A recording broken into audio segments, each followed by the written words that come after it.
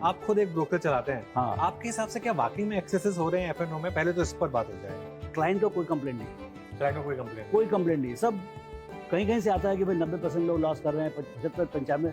मेरे को तो ऐसा कोई दिखते नहीं कोई लोग, सब लोग बोलते हैं कि नहीं हम अच्छा कर रहे हैं। अच्छा, है एक दो मिलते हैं, मतलब एफएनओ लेकिन ट्रेडर्स में? हाँ लेकिन कंप्लेंट नहीं कर रहे हैं कोई। हाँ, सी दे आर ब्लेमिंग देमसेल्व्स कि मेरा स्ट्रेटजी बराबर नहीं है, मैंने बात कुछ है। ये नहीं किया, मैंने ठीक बात है। But there is no blame to the system per se. हाँ, they are not saying system is unfair और हाँ।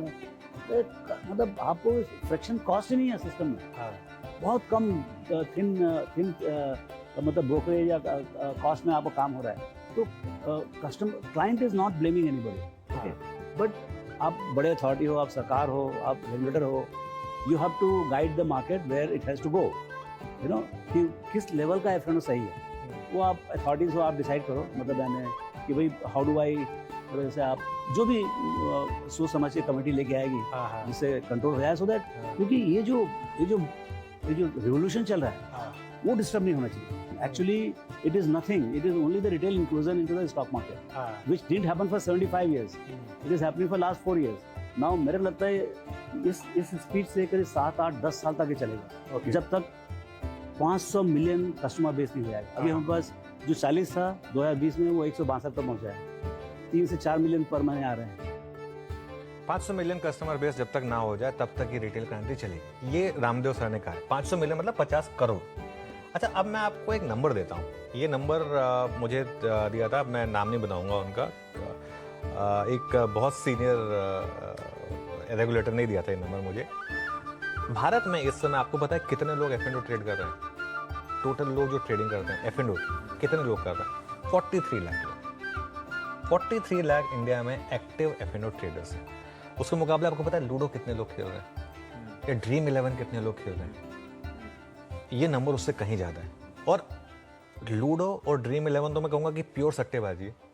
ये तो फिर भी आप एफ में फिर भी आप सोच समझ कर एक रिस्क लेकर कर रहे हैं, कैलकुलेटेड रिस्क लेकर कर रहे हैं। हाँ, वीकली ऑप्शन आने की वजह से इसमें गैम्बलिंग का एक बहुत बड़ा एंगल आ गया है, इसमें भी कोई डाउट नहीं है। लेकिन मेरा ये मानना है कि पहली बात कि एफ पर पहले ही सबसे ज़्यादा टैक्स है।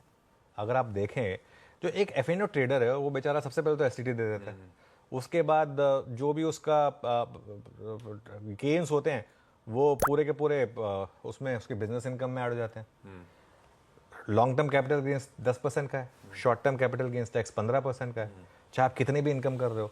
तो यहाँ पर एक ऐसे लोग हैं जिनकी अगर इनकम 10 लाख भी है, अगर उन्होंने एफ में गेन कर लिया तो उनका टैक्स सीधा 35% पहुँच जाएगा। दूसरी तरफ ऐसे लोग हैं जो 20-20 करोड़ रुपए कमा रहे हैं लेकिन सिर्फ 10% का टैक्स दे रहे हैं, अगर बेच रहे हैं मतलब वो भी तब, और अगर शॉर्ट टर्म करो तो 15% दे रहे हैं। तो मेरा ये मानना है कि कहीं ना कहीं इसमें बीच वाला रास्ता निकालने की ज़रूरत है। मेरा ये मानना है कि इसमें एक चीज़ आप कर सकते हैं, जो हर रोज़ अब वीकली एक्सपायरी होने लगी ना, उस पर आप चाहें तो थोड़ा सा आप कम कर सकते हैं। ये मेरे को लग रहा है कि थोड़ा ज़्यादा हो रहा है। एक एनएसए की हो जाए, एक बीएससी की हो जाए, वीक में एक वीकली एक्सपायरी हो जाए। आई थिंक इतना हो जाए, उसी से आपकी काफ़ी हद तक कंसर्न्स जो है ना वो कम हो जाएंगी। क्योंकि वो जो हेज ट्रेडर्स वगैरह है ना, उनको भी अब रोज का मिल गया, इसके लिए तो उन्होंने अपनी इतनी स्ट्रैटेजी यहाँ पर लगा रखी है। और एक चीज़ बहुत जगह मैं पढ़ रहा हूँ कि शायद लॉट साइज बढ़ा दिया जाए, 30 लाख तक का लॉट साइज ले आए, 20 से 30 लाख का। वो काउंटर प्रोडक्टिव होगा, वो उससे मैं बता रहा हूँ, उससे उल्टा लोगों का लॉस बढ़ेगा, कम नहीं होगा उससे।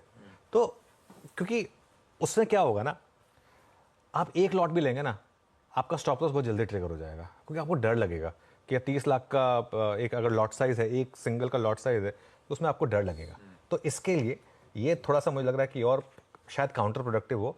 मार्केट इस समय रिटेल के फ्लोज पे चल रहा है, आपको रिटेल को डराना नहीं है।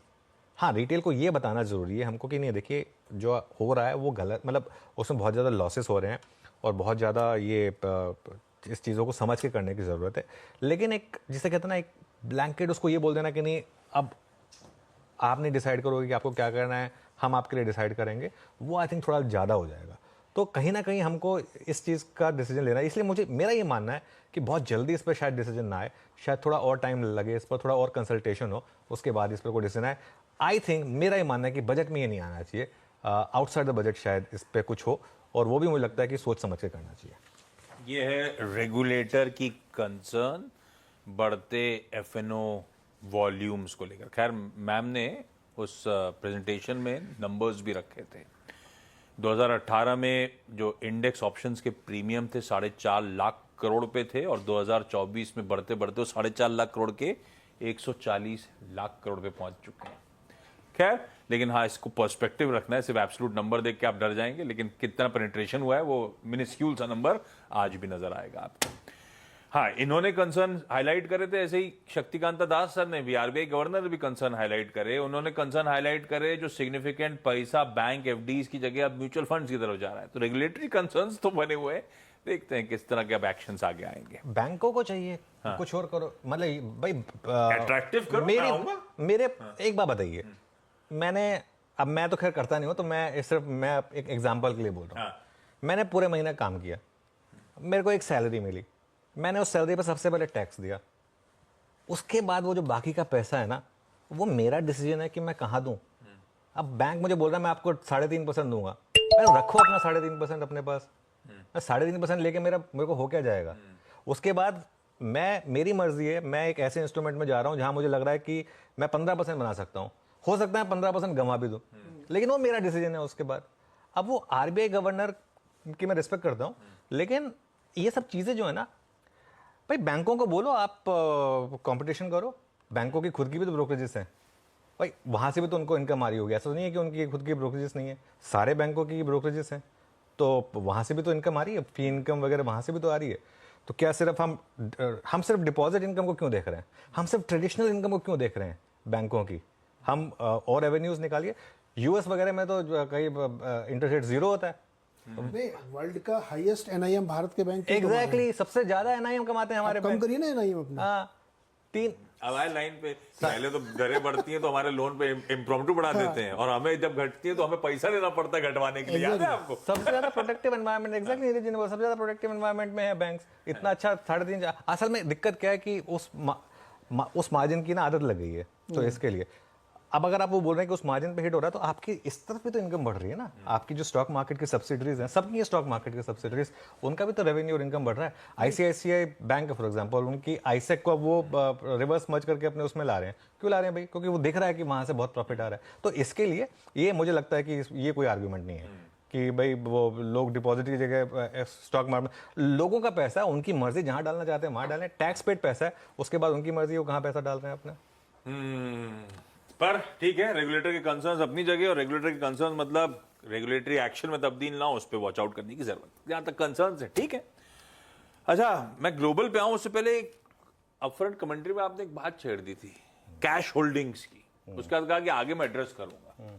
क्या मामला है ये देखिए, ये मैं जब फ्राइडे को एडिटर्स राउंड टेबल कर रहा था CNBC TV 18 पर, तब निमेश जो मेरे कलीग हैं उन्होंने ये डाला था, तो मुझे उतना अच्छा लगा, मैंने बोला कि मैं अपने चैनल पे भी इसको प्रेजेंट करूंगा।